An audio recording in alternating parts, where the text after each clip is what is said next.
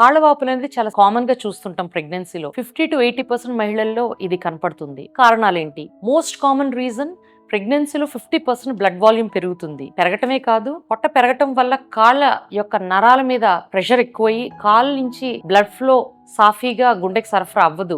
అందుకనే వాపుల సమస్య కనపడుతుంది. ఏం చేయాలి? కూర్చున్నప్పుడు కాలు కింద స్టూల్ ఏదైనా పెట్టుకొని కూర్చోండి ఎత్తుగా. అలాగే పడుకునేటప్పుడు కాలు కింద దిండు పెట్టుకోండి.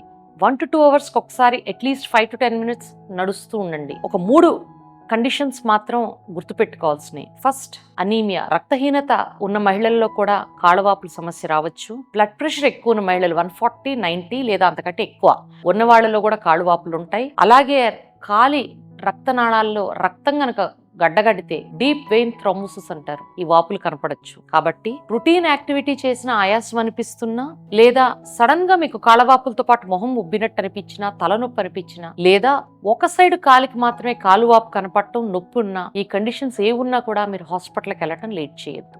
Thank you.